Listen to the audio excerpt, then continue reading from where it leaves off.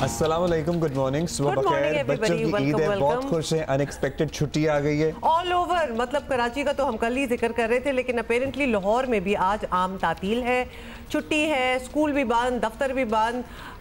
तो yes, you are very right. Radio मुझे पता लग रहा था लाहौर में कुछ लोग ट्रैफिक में फंसे हुए हैं। जैसे कराची में अभी तक सड़कों पर ऑल्दो कंटेनर्स रख दिए गए हैं, लेकिन सड़कें उस तरह से बंद नहीं की गई हैं एक्सेप्ट फ्यू रूट्स। खैर अभी कराची में टाइम भी नहीं हुआ है मेहमान की आमद का, लेकिन कराची में रूट प्लान भी एक दे दिया है। उसकी तफसील कल ही जारी कर दी गई थी। लाहौर कराची का दिया हुआ है specially for people who have to reach the airport. आपको पता है ना, वो वाली लाइन जो है हमेशा खुली रहनी चाहिए, तो वो रूट प्लान है।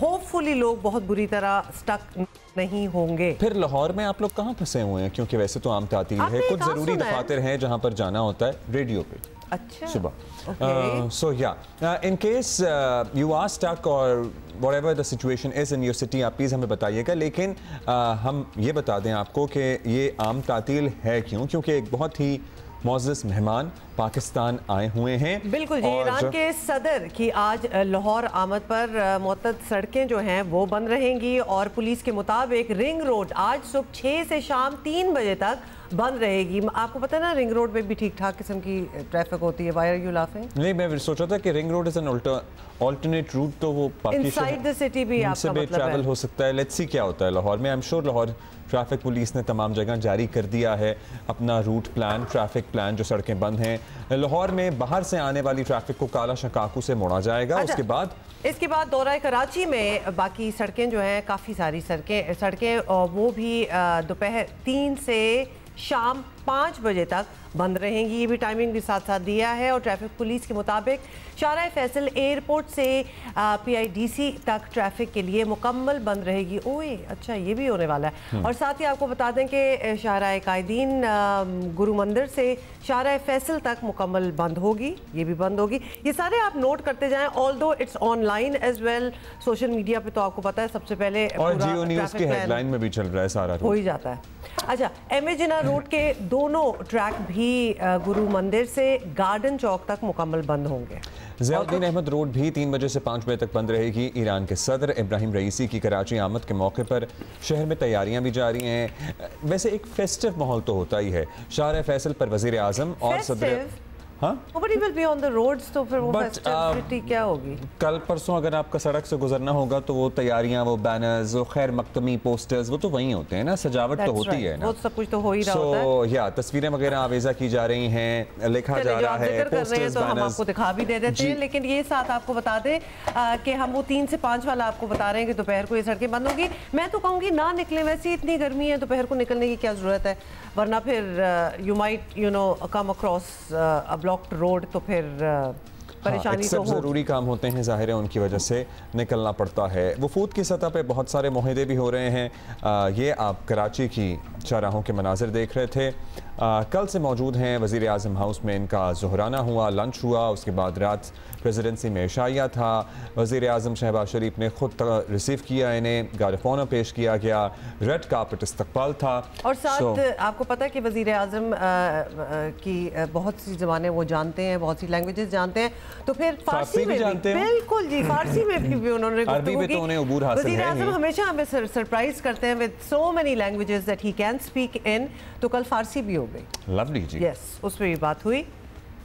ये कुछ visuals from the meetings tomorrow yesterday अरकान मौजूद थे, और उसके बाद MOUs भी हमने साइन होते हुए देखे। वैसे ये कैबिनेट से मीटिंग हुई, वज़ीर आज़म ने तारुफ करवाया ईरानी सदर से अपनी कैबिनेट का, और फिर ईरानी वक्त में जो उनके अहम वज़रा और शख्सियात शामिल थीं, उनका वज़ीर आज़म पाकिस्तान से तारुफ कराया गया। उसके बाद प्रेसिडेंसी से भी मुलाकात हुई। बिल्कुल, ये प्रेसिडेंट हाउस के कुछ आपको शॉट्स दिखा रहे हैं। बहुत ही वार्म वेलकम दिया गया है इरानियन प्रेसिडेंट को। पहले प्राइम मिनिस्टर से मुलाकात, कैबिनेट से मुलाकात, और फिर सदर से भी मुलाकात हुई। उसके बाद अस्करी क़यादत से chief of the army staff general Syed Asim Munir से मुलाकात हुई है ईरानी सदर की, और वो भी बड़ी अहमियत की हामिल गर्दानी जा रही है। अच्छा, उससे इन सारी चीज़ों से पहले कल वज़ीर आज़म और ईरानी सदर की मुलाकात के बाद एलामिया जो जारी हुआ था, एलामिया में अगले 5 सालों में 2 तरफ़ा तजारत का हुजम 10 अरब डॉलर्स तक बढ़ाने पर इत्तफाक किया गया। तो ये जो आप MOUs वगैरह की बात कर रहे थे उसमें ये डिटेल्स भी हैं। खुसूसी इक़्तिसादी जोन के क़याम से मुताल्लिक़ ताउन समेत 8 शोबों में मुफ़ाहमती याददाश्तों पर दस्तखत हुए। वो 8 वजारतें हमने देखे साइन कर रहे थे, दोनों तरफ से जो अरकान थे ये वो विजुअल्स हैं, और होपफुली उम्मीद, मुझे पता नहीं क्यों ना थोड़ा सा इबहाम रहता है कि जब MOUs दस्तखत हो जाते हैं और सब कुछ तय हो जाता है तो फिर भी कहीं ना कहीं मामलात उस स्पीड से आगे नहीं बढ़ पाते इन अहम दौरों के बाद जिससे आवाम तवक्को कर रहे होते हैं, जिससे होना चाहिए। सो होपफुली ये जो MOUs हुए हैं ये इनमें कुछ ऐसा MOU भी होगा कि ये सारी एग्रीमेंट्स एक्सपेडाइट हों और जल्दी हों। हाँ, होना चाहिए। कह रहे हैं ना आप, एक्सपेडाइट हों, जल्दी हों, आप पाया तकमील तक जिसे कहते हैं ना जो लफ्ज़ है, कि ये मामलात जल्दी पहुँचें और इस पे पेशरफ्त ज़रा अच्छी रफ्तार से हो और ये सिर्फ एक फ़ोटो ऑप ही ना रह जाए। अच्छा जी, एक दरख्त भी लगाया गया। सो या दैट्स द पाइन ट्री। ये मुझे हमेशा दरख्त लगाने वाला ये जो सिंबल होता है, सिंबॉलिक चीज़ है, हाँ, मुझे अच्छा लगता है बिकॉज इसमें there is a lot of message in there as well. Productivity है, ग्रोथ है, प्रॉस्पेरिटी है, दरख्त लगाना इज ऑलवेज गुड। सो वफाकी कैबिनेट के लोगों से मुलाकातें हुई, स्पीकर साहब से मुलाकात हुई, पार्लियामेंट के अरकान से भी मुख्तसर मुलाकात हुई। सो या ये सूरत हाल है। साबिक़ वज़ीर आज़म यूसुफ रज़ा गिलानी से मुलाकात हुई और आसिफा भुट्टो ज़रदारी से भी मुलाकात हुई, डिफरेंट डेलीगेट्स की। ईरान की खातून अव्वल और पाकिस्तान की खातून अव्वल का दर्जा हासिल हो चुका है आसिफा भुट्टो ज़रदारी साहिबा को भी, उनकी भी ये तस्वीर आप देख सकते हैं। अच्छा जी, इस वक्त हमें ज्वाइन किया है सीनियर सफारतकार डॉक्टर मलिहा लोधी साहिबा ने। डॉक्टर मलिहा लोधी, ईरानी सदर का दौरा पाकिस्तान बहुत सी वजूहात की बिना पर बहुत अहम है, वो हम डिस्कशन भी कर रहे हैं। माशी और कल्चरल ताउन के मुआहदे जो हैं वो भी साइन हो रहे हैं, MOUs बहुत से साइन हुए हैं। आपको इस दौरे के बाद पाक ईरान ताल्लुकात किस जगह पर नज़र आते हैं? देखिए, ये दौरा इस हवाले से भी बहुत अहम रहा है, इसलिए कि हाल ही में यानी कि जनवरी में दोनों ममालिक के दरमियान, आपको याद होगा कितनी कशीदगी हो गई थी, इसलिए कि दोनों ने एक दूसरे के मुल्क में एयर स्ट्राइक्स लॉन्च किए थे, बिकॉज एक दूसरे को उन्होंने अक्यूज़ किया था कि उनकी साइड ऑफ द बॉर्डर पे मिलिटेंट्स हैं। तो उस के बाद तो जाहिर है ज़रूरत थी इस रिलेशनशिप का जो डैमेज हुआ था, जो नुकसान हुआ था, उसको रिपेयर करने की। तो मैं समझती हूँ कि ये एक तरह से विज़िट जो था, it was to mend the relationship, और ये भी देखना था कि किस तरह से बॉर्डर मैनेजमेंट को ज़्यादा इफ़ेक्टिव बनाया जाए और काउंटर टेररिज्म पे ख़ास तौर पे किस किस्म की तावन से ये ताल्लुकात जो हैं एक पॉजिटिव ट्रैक पे ले आए। बिल्कुल, रिलेशनशिप वाली बात तो डेफिनेटली हुई है, क्योंकि इतने मतलब वहाँ के सदर का इधर आ जाना और इतना वार्म वेलकम पाकिस्तान में मिलना। लेकिन हुमा और डॉक्टर साहबा, हमने देखा है कि मगरबी ममालिक को अक्सर पाक ईरान ताल्लुकात का बढ़ना पसंद नहीं आता, लेकिन हमारे पास ज़ाहिर है कोई चॉइस नहीं है। What sense does it make हम अपने सारे हमसायों से लड़के बैठे हों? मतलब ईरान हमारा हमसाया है, हमसायों से ताल्लुकात बेहतर होने चाहिए। एक हमसाया मुल्क हमारा भारत है, उससे हमारे ताल्लुकात कैसे हैं सबको पता है। So we don't have much choice. America और दीगर ममालिक को ये बात समझ में आएगी या कभी आ सकती है? देखिए, हर मुल्क अपने मफाद के मुताबिक चलता है। अगर अमेरिका के मफाद में नहीं है कि पाकिस्तान और ईरान के ताल्लुकात अच्छे हों, तो फिर वो तो उनका मफाद है, हमारा तो नहीं है। हमारे मफाद में तो ये है ना कि हमारा हमसाया मुल्क जो है उसके साथ हमारे ताल्लुकात अच्छे रहें, पॉजिटिव रहें, स्टेबल रहें। इसलिए कि आपको मालूम है कि हमारे जो दूसरे 2 बॉर्डर्स हैं, मशरिक़ और मगरिब, भारत के साथ और अफ़गानिस्तान के साथ, उस पर कितनी कशीदगी रहती है। तो उस हवाले से इतनी अगर ट्रबल्ड रिलेशंस हैं हमारे बाकी हमसाओं के साथ, तो फिर एक तरह से आप कह सकते हैं कि हमारी पाकिस्तान की एक स्ट्रेटेजिक कंपल्शन है कि ईरान के साथ ताल्लुकात को एक अच्छे ट्रैक पे रखें, मुस्बत ट्रैक में रखें, पॉजिटिव डायरेक्शन में रखें। अमेरिका ज़ाहिर है इससे खुश नहीं होगा, लेकिन ये it's none of that's their business and our relationship with Iran is our business. बड़ी अच्छी तरह आपने इसको कह दिया कि दैट्स देयर बिजनेस और हमने वो करना है जो हमने करना है। डॉक्टर साहब ये भी बताइएगा कि इस सब के दौरान मुस्लिम लीग नून के कायद और साबिक वज़ीर आज़म नवाज शरीफ चाइना गए हैं, तो वो बाज़ाब्ता हुकूमती नुमाइंदे के तौर पर ना भी गए हों, लेकिन इसे देखा तो इसी नज़र में जाएगा कि वो पाकिस्तान की नुमाइंदगी कर रहे हैं। क्या खित्ते में हमारी जो भी पॉलिसी है उसमें एक स्ट्रेटेजिक शिफ्ट आप देख रही हैं कि कुछ होने वाला है? मेरा तो ख्याल है कि पाकिस्तान चाइना के ताल्लुकात में कोई ब्रेकिंग न्यूज़ तो नहीं है। पाकिस्तान चाइना के जो ताल्लुकात हैं वो तो पिछले 7 डेकेड से सॉलिड रहे हैं। ये ज़रूर है कि पिछले 10 साल 12 साल से हमारे जो स्ट्रेटेजिक डिफेंस ताल्लुकात हैं उनमें जो इजाफा हुआ है वो इकोनॉमिक फ्रंट पे हुआ है, ज़ाहिर है सीपेक के ज़रिए। तो इसमें तो कोई ताज्जुब की बात नहीं कि हमारे लीडर्स यहाँ से जाएँ और चाइनीज़ ऑफिशियल्स जो हैं वो उनको वेलकम करें। तो ये तो बहुत ही एक रोबस्ट रिलेशनशिप है, ये एक एग्जेम्पलरी रिलेशनशिप है। मैं तो यही कहती हूँ कि ये relationship between permanent friends.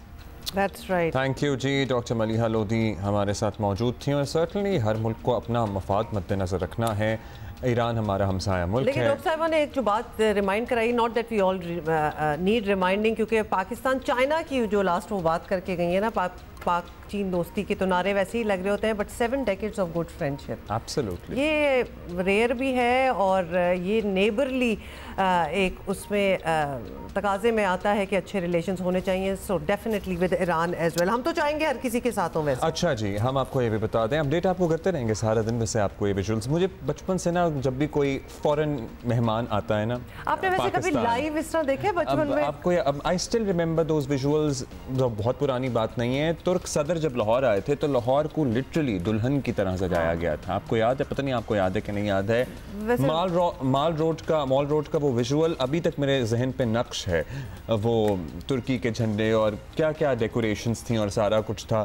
So you know I find these visuals very fascinating whenever इस तरह की शख्सियत को पाकिस्तान का दौरा करे, किसी और मुल्क का प्रेसिडेंट या प्राइम मिनिस्टर। बिल्कुल। सो ईरानी सदर इब्राहिम रईसी कुछ देर में लाहौर पहुंचेंगे और लाहौर में वो वज़ीर आला पंजाब मरीम नवाज शरीफ और गवर्नर पंजाब से भी मुलाकात करेंगे। कुछ अहम दीगर शख्सियात से भी वहाँ उनकी मुलाकात होगी। उसके बाद फिर वो कराची आएंगे। अच्छा जी, कुछ अच्छी बातें करते हैं आज, क्योंकि आज बहुत से लोग वर्क फ्रॉम होम कर रहे हैं। अच्छी से ही स्टार्ट हुए थे रिमाइंडर। कुछ और अच्छी बातें करते हैं, क्योंकि आपको पता है ना दफातर में, बहुत से दफातर में वर्क फ्रॉम होम भी है आज। सो वो लोग जिनको उमूमन टाइम नहीं मिलता हमसे मुलाकात करने का, आज उन्हें भी मिल रहा है। हो जाए मुलाकात जी। पाकिस्तान में सियासी अफरा तफरी और बेयकीनी की जो सूरत हाल है, कैफियत है, वो कुछ थमी है और उसका नतीजा हमने कहाँ देखा है। ज़िमनी इलेक्शन का मरहला भी तय हो गया है, जिसके असरात पाकिस्तान स्टॉक एक्सचेंज पर भी नजर आ रहे हैं। मार्केट में कई रोज से मुस्बत रुझान देखा जा रहा है। कल स्टॉक मार्केट में 100 इंडेक्स ने बुलंदी का नया रिकॉर्ड बनाया है और तारीख में पहली बार 71,000 की हद ये पार कर गया। ये इशारा है कि पाकिस्तान से मुताल्लिक सरमायाकारों का एतमाद बहाल हो रहा है। अच्छा, कल कारोबारी रोज़ के अख्ताम पर 100 इंडेक्स जो था 523 पॉइंट्स के इजाफे के साथ 71,433 पॉइंट्स पर बंद हुआ है और एक मौके पर 100 इंडेक्स 71,861 पॉइंट्स पर भी ट्रेड करते देखा गया। तो डेफिनेटली आप सही कह रहे हैं, good day for the markets. और तवक्को की जा रही है कि 100 इंडेक्स और बढ़ेगा और रेकोडिक में सऊदी अरब की मुमकिना सरमायाकारी, IMF के साथ नए कर्ज प्रोग्राम और महंगाई और शरह सूद में कमी के इम्कानात स्टॉक मार्केट में तेज़ी की वजह करार दिए जा रहे हैं। अब इस सारी बातों का जिनको शायद ना समझ आ रही हो, उसमें ट्रिकल डाउन इफेक्ट तो यही होगा ना कि जी महंगाई कम हो जाएगी कि नहीं होगी। एंड में आपको पता है कि आम आदमी को इंक्लूडिंग ऑल ऑफ अस यही चाहिए। एब्सोल्युटली। इसीलिए बात करते हैं कि इसका आम आदमी पे क्या असर होगा और ओवरऑल मुल्क की मईशत की डायरेक्शन क्या है। मोहम्मद सुहेल साहब माशी तज्जियाकार हमारे साथ मौजूद हैं। अच्छा, सबसे पहले तो पॉजिटिविटी तो देखी जा रही है, लेकिन फॉर जनरल अंडरस्टैंडिंग 71,000 पॉइंट्स का बैरियर भी क्रॉस हो गया है। क्या आपको इस तेज़ी की क्या वजूहात नज़र आ रही हैं? पहले तो ये बता दीजिए। बिस्मिल्लाहिर्रहमानिर्रहीम। देखें, ये जो रिकॉर्ड हाई इंडेक्स है उसकी सबसे बड़ी वजह यह है कि वैल्यूएशन जो हैं बहुत ही अट्रैक्टिव हो गई थी पिछले 1 साल से, क्योंकि एक फेयर था कि पाकिस्तान डिफ़ॉल्ट हो जाएगा। मगर अभी जो इकोनॉमिक स्टेबलाइजेशन का अमल शुरू हुआ है पिछले साल 1.5 साल से, तो लोगों को ये उम्मीद होती जा रही है कि पाकिस्तान के डिफ़ॉल्ट के चांसेस नहीं हैं, जिसकी वजह से हमने देखा करेंसी भी काफ़ी हद तक स्टेबल है। और दूसरी जानिब पाकिस्तान के IMF से रिलेशनशिप भी अच्छे हो गए हैं और पाकिस्तान ने एक फॉर्मल रिक्वेस्ट भी दे दी IMF लोन में जाने की। तो इससे ओवरऑल सेंटिमेंट जो इन्वेस्टर्स का लोकल फॉरेन बेहतर हुआ है, और चूंकि मार्केट अभी भी अपने हिस्टोरिकल वैल्यूएशन के हिसाब से सस्ती है, तो लोगों का जो इंटरेस्ट है वो बढ़ता जा रहा है। और हमने देखा कि 41,400 के करीब मार्केट बंद हुई, और जो वॉल्यूम है वो भी बहुत ही अच्छा है। 45 अरब का वॉल्यूम देखने में आया है, जो कोई 4 माह के बाद इतना अच्छा वॉल्यूम है, जो ये इंडिकेशन करता है कि बहुत सारे लोग बहुत सारी क्वांटिटी में ख़रीदारी कर रहे हैं। सुहेल साहब, ये भी बताइएगा कि कहा जा रहा है कि कारोबार अभी और बढ़ेगा। आपकी नज़र में मार्केट का पोटेंशियल एग्जैक्टली क्या है? किस ट्रेजेक्ट्री में कारोबार हो सकता है? तो कितने 1000 पॉइंट्स तक बात हम सोचें? देखिए, मार्केट की रिकवरी 45,000 से 9 माह में कोई 71,000 हो गई है। ऑल्दो ये कोई 60-70% बेहतरी ज़रूर देखी गई है, मगर जिस तरह मैंने पहले कहा कि जो वैल्यूएशन का जो एक बेंचमार्क होता है प्राइस अर्निंग रेशियो, वो अभी भी 4-4.5 के करीब है, जो पाकिस्तान में औसतन 7-8 था। तो इसलिए पोटेंशियल तो है मार्केट बढ़े, मगर इसके साथ कुछ रिस्क भी हैं। और सबसे बड़ा रिस्क ये है कि क्या IMF के साथ नए प्रोग्राम के लिए मुज़ाकरात कामयाब होते हैं, क्या टाइमली प्रोग्राम हो जाता है, क्या कोई सियासी परेशानी तो नहीं होती जो रिफॉर्म्स कैरी करने हैं पाकिस्तान को इस प्रोग्राम के लिए। तो अगर IMF का प्रोग्राम स्मूथली हो जाता है जून-जुलाई में, तो मेरा पर्सनल ख्याल है कि मार्केट में वैल्यूएशन को देखते हुए अभी मज़ीद बढ़ने का पोटेंशियल है। अच्छा, अब ज़ाहिर है हम तो यही चाहेंगे कि ये पॉजिटिविटी बरकरार रहे, हालात सही रहें, सरमायाकारों का एतमाद भी बहाल रहे, बरकरार रहे। हुकूमत की तरफ से क्या इक़दामात लेने होंगे, या क्या इनिशिएटिव्स, या क्या किया जाए कि ये स्टेबिलिटी आ जाए मार्केट में इसी सतह पे? पाकिस्तान का सबसे बड़ा मसला पॉलिटिकल स्टेबिलिटी रहा है, और पिछले हमने देखा है 8-10 साल में, चूँकि बेशुमार दफ़ा हुकूमतें बदली, वज़ीर आज़म बदले, तो कॉन्फिडेंस शटर हो जाता है, पॉलिसीज़ एक जैसी नहीं रहती। मगर अगर पॉलिटिकल स्टेबिलिटी आए तो कॉन्फिडेंस मार्केट में बढ़ सकता है। मगर जो इन्वेस्टर है वो हमेशा पाकिस्तान के लिए ये जो रिस्क फैक्टर है पॉलिटिकल स्टेबिलिटी का, वो उसके लिए सर फहरिस्त होता है। और इसी पॉलिटिकल इनस्टेबिलिटी की वजह से हमने देखा है कि इकोनॉमिक इंस्टेबिलिटी भी आती है। तो ये इकोनॉमिक और पॉलिटिकल स्टेबिलिटी पाकिस्तान की इकोनॉमी के लिए, मार्केट के लिए बहुत ज़रूरी है, और उसमें IMF का आने वाला 3 या 4 साल का लोन वो एक बहुत क्रूशल रोल प्ले कर सकता है। बहुत शुक्रिया मोहम्मद सुहेल साहब। लेकिन जितनी आपकी सारी बात की समझ आई है उसमें यही है कि हमें स्टेबल रहना बहुत ज़रूरी है। ये जो यो इफेक्ट है ना, up and down with the economy, and naturally it's connected to a lot of things, जिस तरह हम अभी बात भी कर रहे थे, हमारी पॉलिटिक्स एज वेल, वो बड़ा मुश्किल हो जाता है। So it needs to not just stay the same consistent and then slightly क्या कंटिन्यूसली गो अप। ये फिर डाउन होता है ट्रेंड, वो ज़रा मुश्किल पड़ जाता है और इंतज़ार में लोग बैठ जाते हैं कि कब बेहतर होगा। अच्छा जी, अभी आपको ये बताना है कि साबिक़ खातून अव्वल जो हैं बुशरा बीबी, उनका 2 दिन पहले इस्लामाबाद के प्राइवेट हॉस्पिटल से तिब्बी मुआयना कराया गया। उनकी एंडोस्कोपी हुई।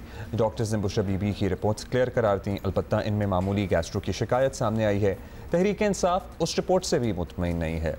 PTI रहनुमा आज भी अपने उस इल्ज़ाम पर कायम है कि बुशरा बीबी के खाने में कोई जहरीली चीज़ ज़रूर मिलाई गई है जिससे उनकी सेहत को नुकसान पहुँचे।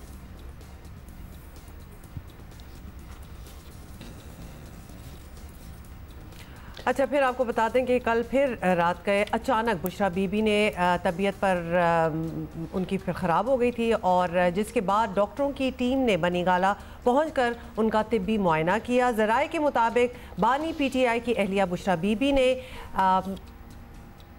मेरा ख्याल है कि तेजाबियत और सीने में तकलीफ की शिकायत कर रही थी, एसिडिटी जिसको कहते हैं ना, तो वो फील हो रहा था। तिब्बी मुआयना जो प्राइवेट अस्पताल में था उसके बाद ऑल्दो डॉक्टर्स के मुताबिक सब कुछ क्लियर था, लेकिन PTI रहनुमाओं का क्या मौक़िफ़ था, सुनिए।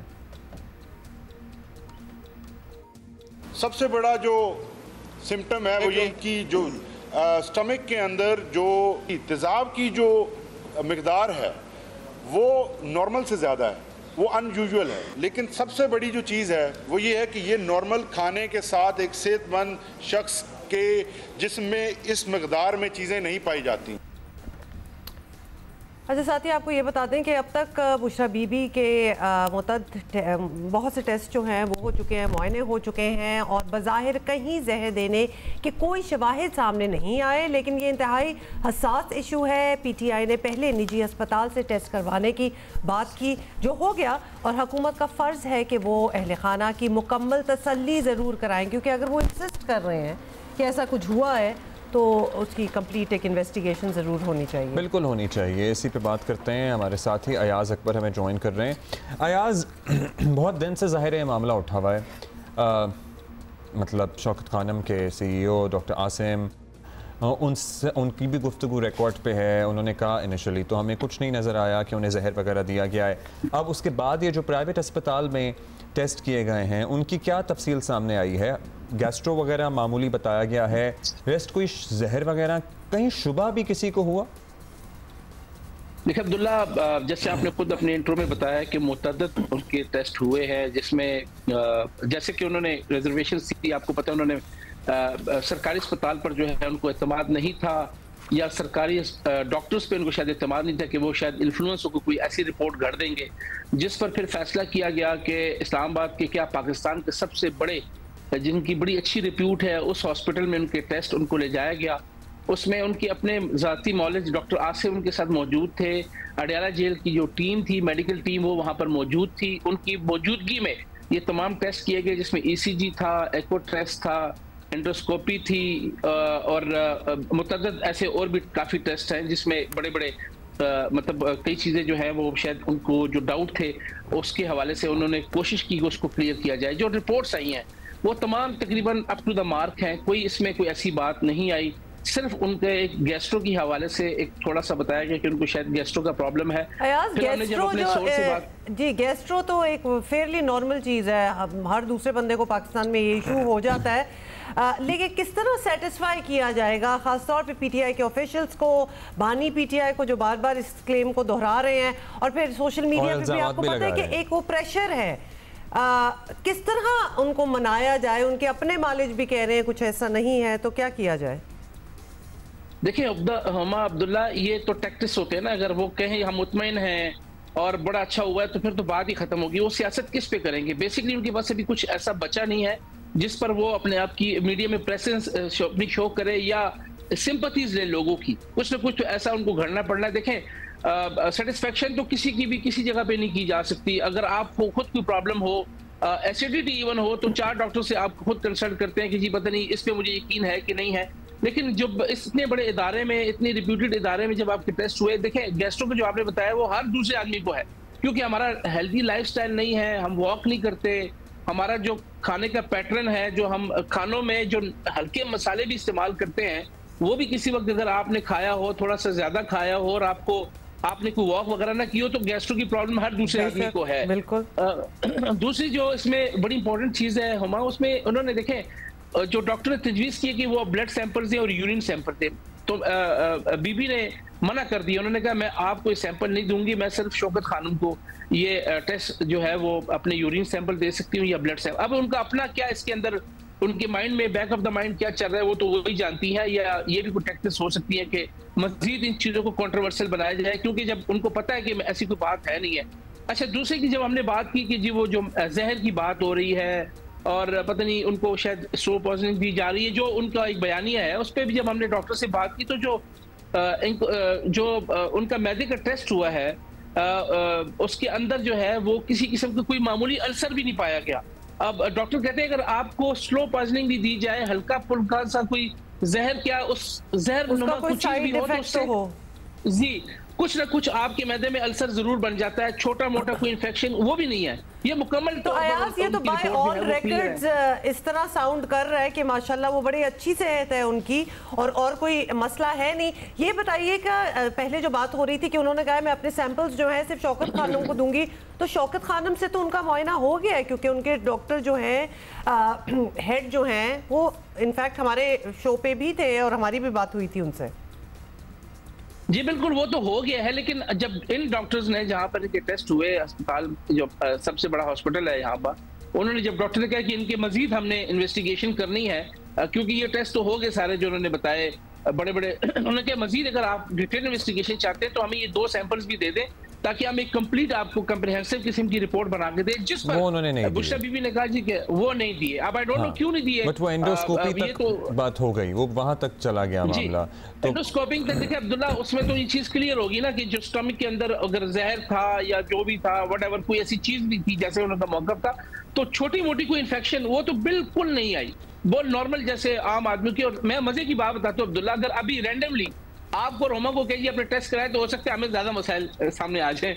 और ये क्योंकि हर पाकिस्तान में हर दूसरा आदमी जो है अगर वो टेस्ट इस दर से नहीं करवाता, एग्जैक्टली तो अगर मैं अपने टेस्ट कराने जाऊंगा तो पता नहीं मुझे मेरे अंदर कितने मसाइल पैदा होंगे, मुझे पता ही ना हो। क्योंकि देखिए नेचुरली वो अच्छा जो गैस्ट्रो है, मैंने ये भी पूछा, मैं भूल गया, उन्हें स्ट्रेस से भी हो जाती है। जी स्ट्रेस तो बहुत बड़ा फैक्टर है, एंजाइटी और स्ट्रेस मैदे के खराब होने का हो जाती हैं क्योंकि वो उनके मियाँ जेल में है, वो खुद जेल में है, वो बंद है, वो फ्रीली मूव नहीं कर सकती, एक जगह पे बैठी हुई है, अपने मर्जी के मुताबिक काम नहीं कर सकती, तो ऑब्वियसली इंसान को बैठे बैठे एक स्ट्रेस लेवल तो उसका हाई होता है। तो ये छोटी छोटी चीजें तो जी, तो कोई ऐसे कि कोई है इरादा हुकूमत का कि शौकत खानम से अगर वो चाहती हैं कि उनके ब्लड सैंपल्स हो जाएं तो वहाँ पे हुकूमत को कोई एतराज़ होगा, या फिर जो शुबा इन्हें दूसरे अस्पतालों पे है वही शुबा हुकूमत को शौकत खानम पे हो रहा है? देखिए अब्दुल्ला, ये हुकूमत देता है तो करना नहीं है, तो इंसाफ अदालत ट्रायल कोर्ट है, वहां पर अगर वो खुद इस्तदा करें जी मेरे टेस्ट वहां से किए जाएं तो किए जा सकते हैं। इसमें तो अदालत की डिस्क्रिप्शन है, आपको पता है जज की मर्जी है कि वो कहीं से करवाएं। इसीलिए शायद करवाया गया था कि पिम्स पे शायद उनको एतमाद नहीं था, सरकारी अस्पतालों में शायद एतमाद नहीं था, जो पीटीआई अपना नैरेटिव लेके चल रहे हैं, तो उन्होंने फिर ऐसे रिप्यूटेड इदारे से करवाया जिस पे कोई कंट्रोवर्सी हो ही नहीं सकती। बता दें वैसे मुझे जरा, ताकि सबकी नॉलेज के लिए, कहां से कराए थे इन्होंने?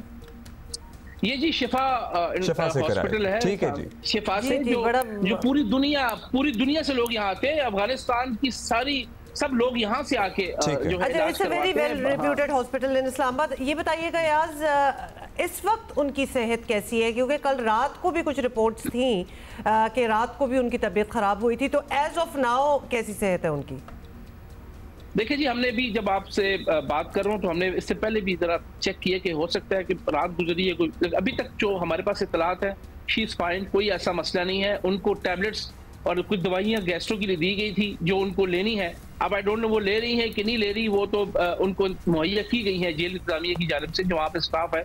तो इसके अलावा कोई ऐसा मसला उनके सामने भी नहीं आया, उनके ब्लड प्रेशर वगैरह ये वो सब नॉर्मल है एज पर जो हमारी सोर्स से बात हुई है। कोई ऐसी बात होती तो उनको शिफ्ट किया जाता हॉस्पिटल में, कोई सीरियस बात होती तो वहीं पे मौजूद हैं और बिल्कुल हेल्दी हैं।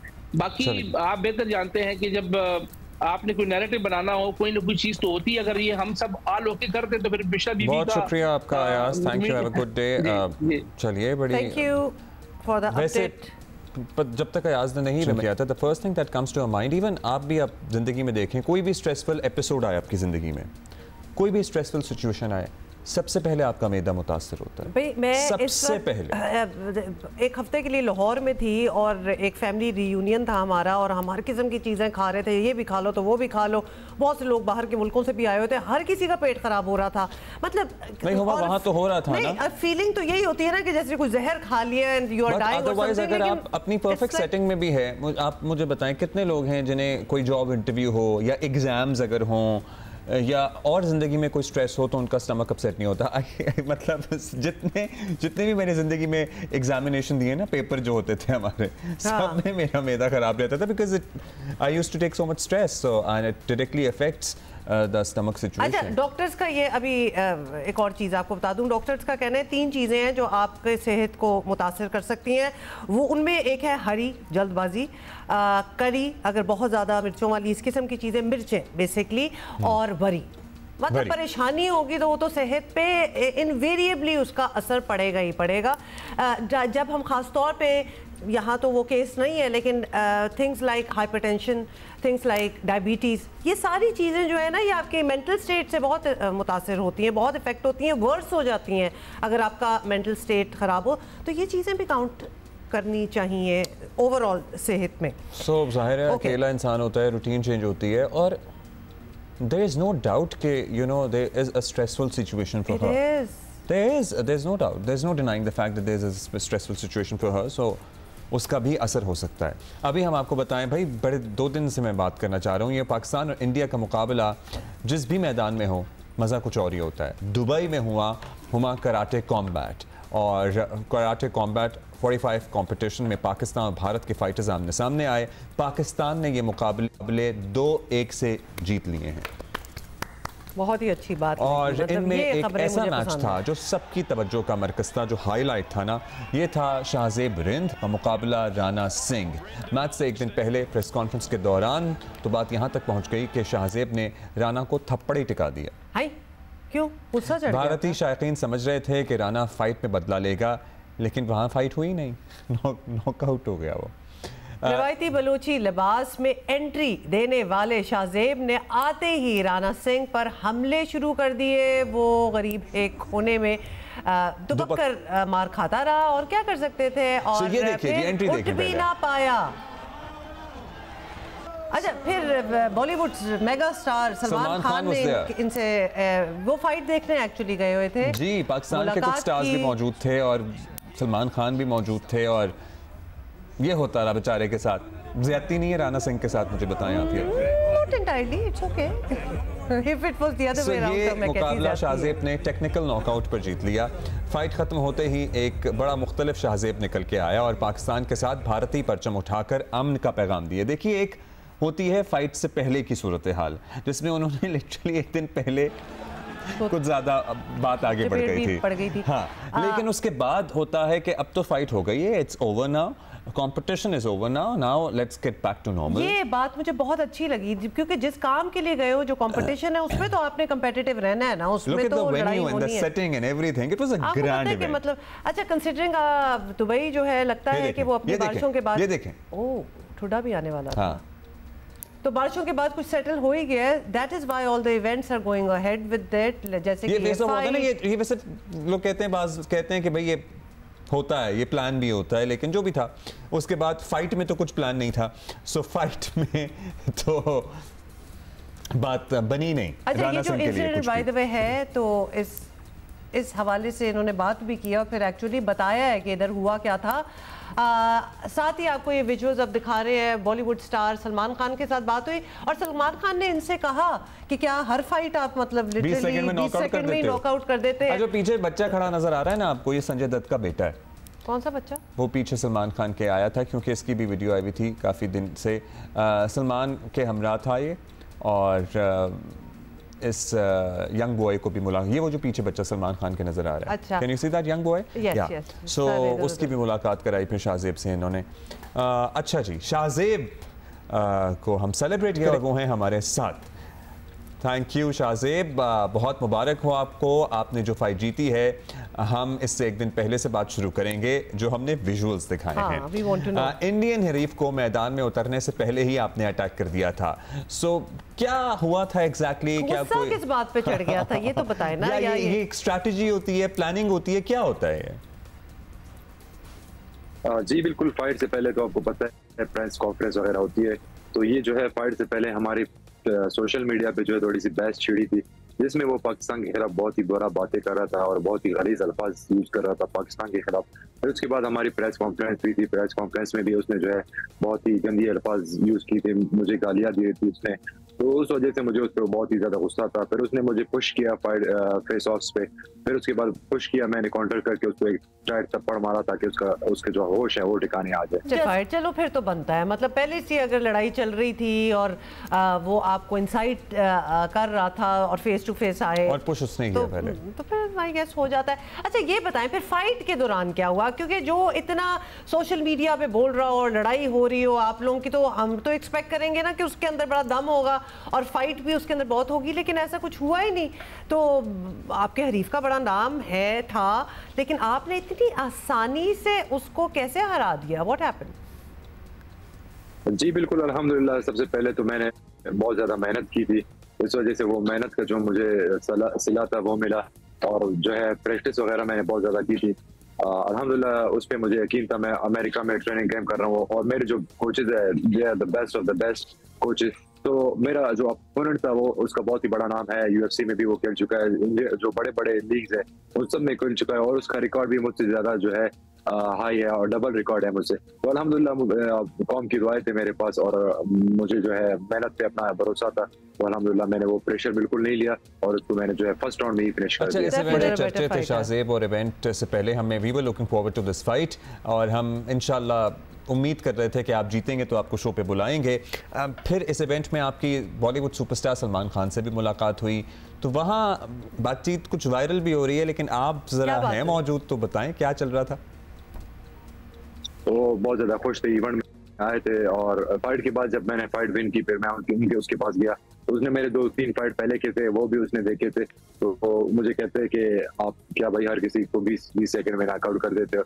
तो अल्हम्दुलिल्लाह जो है ये जो है एक बहुत ही बड़ा इवेंट था, इसमें मैंने जो है बिल्कुल प्रेशर नहीं लिया, और मेरा जो अपोनेंट था उसका रिकॉर्ड बहुत ही बड़ा रिकॉर्ड था। वो जो है यूएफसी में भी खेल चुका है, वन चैंपियनशिप में भी खेल चुका है, ब्रेव में भी खेल चुका है, दुनिया के जो सबसे बड़े बड़े लीग है उनमें खेल चुका है, और उसका रिकॉर्ड मुझसे जो है डबल था। तो अल्हम्दुलिल्लाह मैंने प्रेशर नहीं लिया और फाइट मैंने विन की।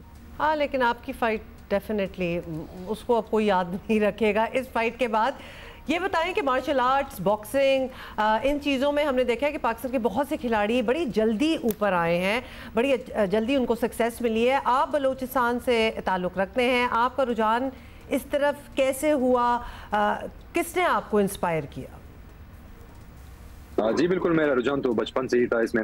मैं बचपन से ही जो है मार्शल आर्ट्स कर रहा था, 8 साल की उम्र से मैंने गेम शुरू किया था। फिर उसके बाद अल्हम्दुलिल्लाह मैं जो है नेशनल टीम में भी बहुत ज़्यादा खेल चुका हूँ। नेशनल टीम को मैंने पाकिस्तान को रिप्रेजेंट किया और नेशनल में तकरीबन 8 साल से नेशनल चैंपियन हूँ। फिर उसके बाद नेशनल टीम में मुझे मौका मिला, नेशनल टीम में भी मैंने खेला। अल्हम्दुलिल्लाह पाकिस्तान के लिए बहुत ज़्यादा फतवात हासिल की मैंने, South Asian Games, Asian Games, West Asia Games, सब में मैंने पाकिस्तान के लिए मेडल हासिल किया। उसके बाद जो है ये जो है अपॉर्चुनिटी मुझे मिली, जैसे कि आपको पता है ये अपॉर्चुनिटी किसी को नहीं मिलती।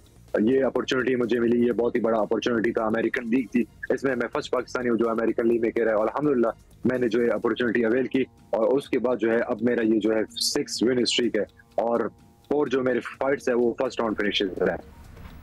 लवली। अच्छा, एक और बात, क्योंकि हमें मैसेजेस आना शुरू हो गए हैं कि भाई शाहजेब से ये भी पूछ लें, ये भी पूछ लें।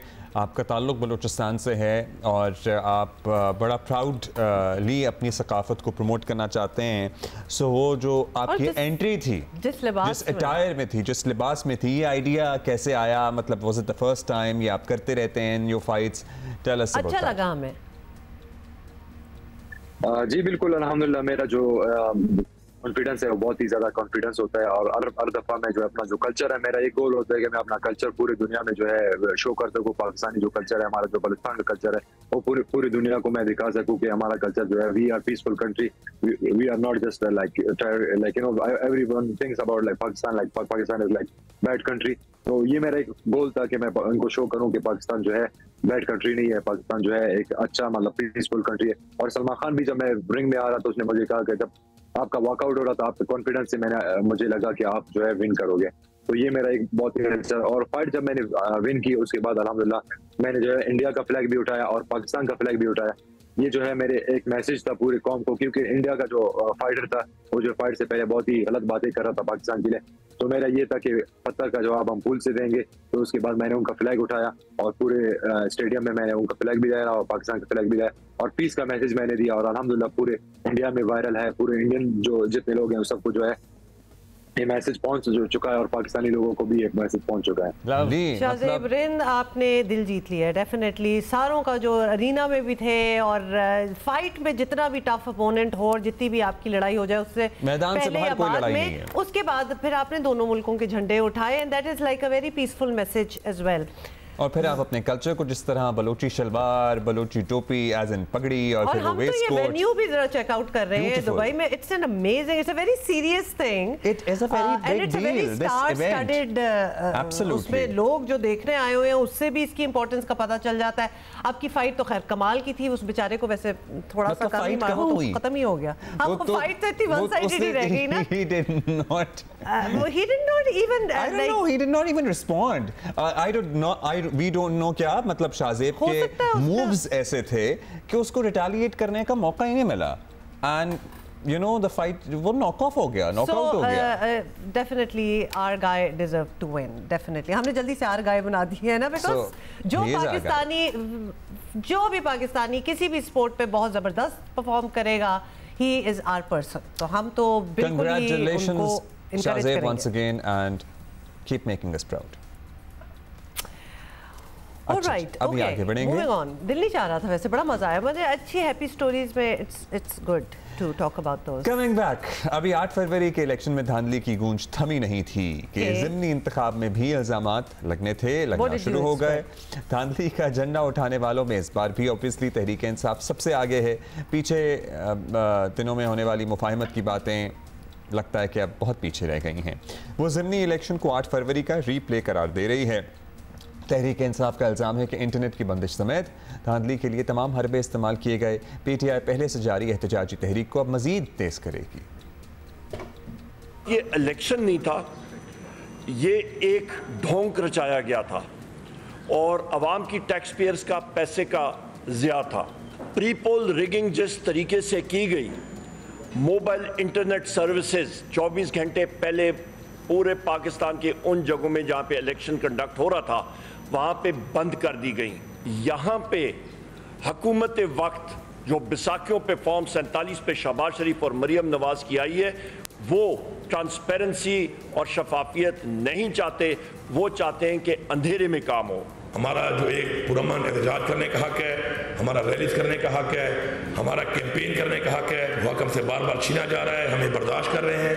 मैं आज ये ऐलान कर रहा हूँ कि बैफियत वज़ीर आला इसके बाद मैं खुद जाऊँगा और पाकिस्तान के हर सूबे में अपने वर्कर के नशर करूँगा, अपने वर्कर्स के पास जाके हर सूबे में जाके जलसे करूँगा, अपने जायज़ मुतालबात की डिमांड करूँगा और फिर मैं देखता हूँ कि मुझे कौन रोकता है।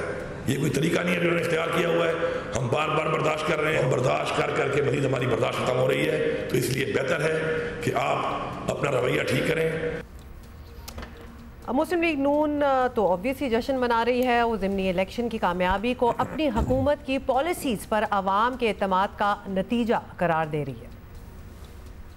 पंजाब जो सबसे बड़ा हमारा सूबा है, वहाँ पे वज़ीर आला पंजाब मोहतरमा मरियम नवाज शरीफ साहिबा की क़यादत में जिस तरह दिन रात शब व रोज़ मेहनत की जा रही है और उसके नताइज पंजाब में भी आपको नज़र आ रहे हैं। आज पंजाब में आपको हर ज़िले, हर गली में, हर तहसील में, हर गांव में रोटी आपको 16 रुपये की मिल रही है, जो कि कभी 25 और कभी 30 रुपये की बेची जा रही थी।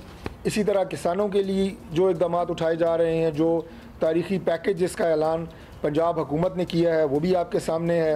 एनवायरनमेंट के हवाले से जो इक़दाम वहाँ पे उठाए जा रहे हैं, जो सफाई सुथराई की मुहिम शुरू की गई पंजाब में, ये सिर्फ वो चंद इक़दाम हैं जो वज़ीर आला पंजाब मोहतरमा मरियम नवाज शरीफ साहिबा ने बतौर वज़ीर आला मनसब संभालने के बाद हंगामी बुनियादों के ऊपर जिन इक़दाम को शुरू किया और उसका भी असरात आपको बिलखुसूस जो पंजाब में इलेक्शन है, आवाम की मोहब्बत और आवाम के मुकम्मल एतमाद की शक्ल में जो हमने ये इलेक्शन क्लीन स्वीप किया उसकी शक्ल में आपको नज़र आता है।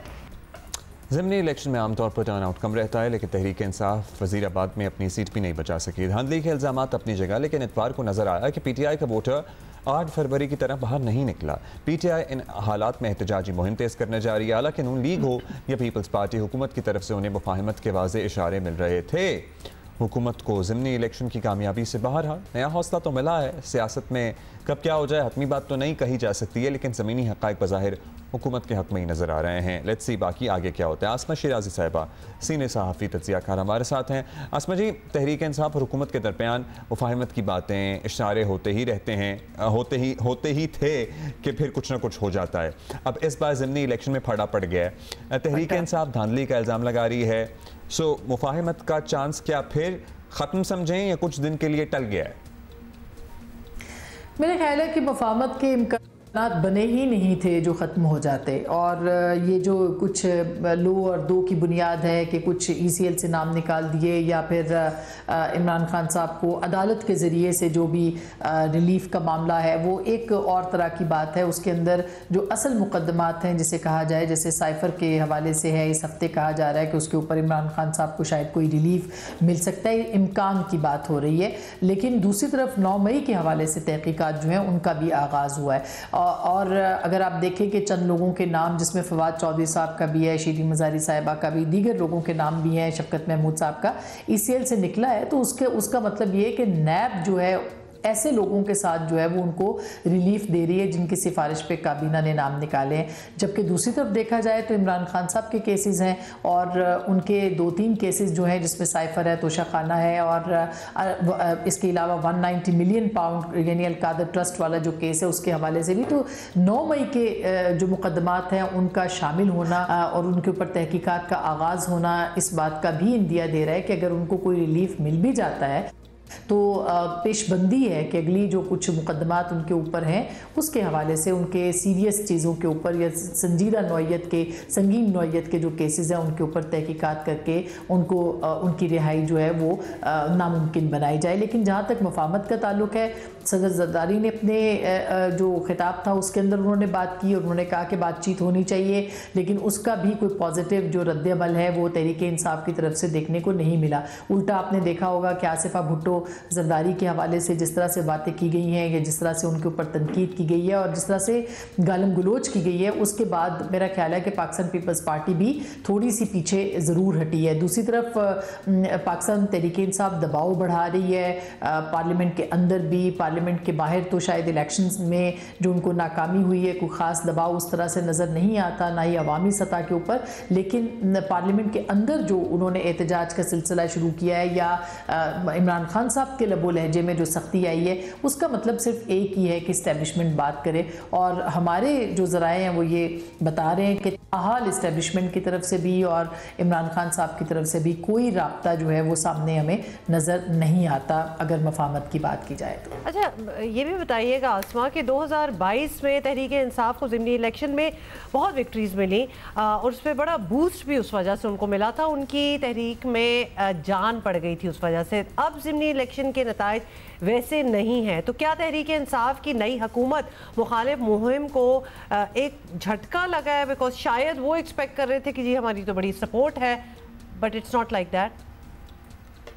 मेरा ख्याल है कि काफ़ी बड़ा झटका लगा है क्योंकि 21 नशिस्तों पे ये इंतखाबात थे और अगर आप वोटर्स टर्नआउट देखें तो पाकिस्तान तहरीक इंसाफ का वोटर जो है वो उसकी मायूसी साफ नज़र आ रही है। वो घरों से बाहर नहीं निकला, वो 8 फरवरी को जिस तरह से निकला था और उनके पास एक उम्मीद थी कि उनके वोट से कोई तब्दीली आएगी, इमरान खान साहब बाहर आएंगे या वो बेहतर तरीके से अपने लीडर को की सियासत को जो हुकूमत की सतह पर जो है वो देख सकेंगे। लेकिन मेरा ख्याल है कुछ बहुत गलतियाँ हुई हैं। मसलन पाकिस्तान तहरीक इंसाफ की 8 फरवरी की कामयाबी के बावजूद उनका हुकूमत में ना आना, जबकि वो हुकूमत बना सकते थे, पीपल्स पार्टी की तरफ से उनको ऑफर मौजूद थी, उसकी वजह से भी। और फिर उसके बाद आप देखें कि तंजीमी बुनियादों के ऊपर भी जिस तरह से पाकिस्तान तहरीक इंसाफ में इख्तलाफात नज़र आते हैं और इमरान खान साहब जेल में होने के बाद जो है उनकी जो यहाँ की लीडरशिप है वो उस तरह से परफॉर्म नहीं कर पा रही है। फिर बाजोड़ में आप देखें कि एक उनका कारकुन कत्ल होता है, उस कत्ल होने के बावजूद वो जो नशिस्त है उसकी जो टिकट है उसका उम्मीदवार उसी शख्स को बनाया जाता है जिसको पहले टिकट दिया जाता है और फिर वो उसको शिकस्त मिलती है। तो मेरा ख्याल है ये वो सारी चीज़ें हैं जो कि पाकिस्तान तहरीक-ए-इंसाफ के अंदर जो है वो एक इख्तलाफ और लड़ाई झगड़े और एक तंजीमी कमज़ोरी जो है उसको वो शो कर रहे हैं। तो ये वो सारी चीज़ें हैं जिसने उनके वोटर को और उनके सपोर्टर को मायूस कर दिया है। उनको इमीडिएटली नज़र नहीं आता कि कोई बड़ा रिलीफ जो है इमरान खान साहब को मिल सकेगा। अच्छा आसमा साहब, अगर हुकूमत और ख़ास तौर पर मुस्लिम लीग नून ज़मीनी इंतखाब के बाद मामूल से ज़्यादा पुरएतमाद नज़र आ रहे हैं, जो कि आ रहे हैं, तासुर दे रहे हैं कि उन्हें ये वोट परफॉर्मेंस पर मिला है, क्या वाकई ये एक फैक्टर है या इट वाज टू अर्ली? अभी कौन सी परफॉर्मेंस नज़र आ गई है या ट्रेलर से ही लोग मुतमईन हो गए हैं कि भाई फिल्म अच्छी होगी? देखिए, मेरा नहीं ख्याल कि 2 महीने या 2.5 महीने की हुकूमत में आप कोई परफॉर्मेंस को जो है वो कोई बना सकते हैं मौजू या उसको वजह बना सकते हैं कि इस बुनियाद के ऊपर जो है वो पंजाब की ज़िमनी नशस्तें जो है वो पाकिस्तान मुस्लिम लीग नवाज़ ने जीती हैं या पाकिस्तान तहरीक-ए-इंसाफ ने लूज़ की हैं। इसकी बड़ी वजह जो है वो बहरहाल ये है कि उनका वोटर निकला, जितना भी निकला, गो के टर्न आउट बहुत कम था और पाकिस्तान मुस्लिम लीग नवाज़ का वोटर जो है वो उनको लाने में किसी हद तक बाहर कामयाबी हुई, लेकिन और टिकटें सही बुनियाद पे दी। अली परवेज़ मलिक का आप इलेक्शन देख लें, उनका ये काबाई हल्का है, वहाँ पे उनके वालिद की बहुत एक अच्छी पोजीशन रही है, हमेशा से उनके पास ये पोजीशन रही है। इसी तरह से आप हमजा शहबाज साहब की जो नशिस्त थी उसको देख लें और दीगर भी जो सीटें थी बेहतर तरीके से उन्होंने अपने कारकुन जो थे उनको प्लेस किया है। इसी तरह रहीम यार खान के अंदर भी पाकिस्तान पीपल्स पार्टी के जो कैंडिडेट थे वो बड़े स्ट्रॉन्ग थे। इसी तरह से अगर आप सिंध के अंदर देखें, जिस तरह से वहाँ पे उनके कैंडिडेट एक वर्कर थे जिन्होंने कंबर शहदाद कोट में जो है वो बिलावल साहब की सीट के ऊपर शिकस्त दी है टीएलपी को बहुत बड़े नंबर के साथ। तो मेरा ख्याल है कि एक अच्छे सियासी जमातों ने सियासी बुनियादों के ऊपर जो है वो फैसले किए जिससे फ़ायदा हुआ, लेकिन सबसे बड़ा नुकसान जो है वो किसी और के फ़ायदे का नहीं है, वो पाकिस्तान मुस्लिम लीग नवाज़ की स्ट्रेटजी या परफॉर्मेंस की बुनियाद के ऊपर शायद इतना नहीं है। इस बुनियाद पर ज़्यादा है कि पाकिस्तान तहरीक-ए-इंसाफ का वोटर नहीं निकला, उनका सपोर्टर नहीं निकला। और 8 फरवरी को भी यही तब्दीली आई थी कि वोटर चूँकि बहुत बड़ी तादाद में निकला इमरान खान साहब की फेवर में और उनकी हिमायत में, लिहाजा तब्दीली हुई और जो रिज़ल्ट था वो पाकिस्तान तहरीक-ए-इंसाफ को बावजूद इसके कि इतने इल्ज़ामात थे धांधली के और इतने शुबहात हैं और बिल्कुल मौजूद है, जेन्युइन तरीके से हैं, लेकिन उसके बावजूद उनको फ़ायदा जो है वो मिला। और का जो इलेक्शन था उसमें उनका सपोर्टर जो है वो नाउमीद हुआ और वो बाहर नहीं आया और टर्न आउट कम होने की वजह से फ़ायदा जो है वो पाकिस्तान मुस्लिम लीग नवाज़ को मिला है और नुकसान पाकिस्तान तहरीक-ए-इंसाफ को हुआ है। Thank you for that detailed analysis.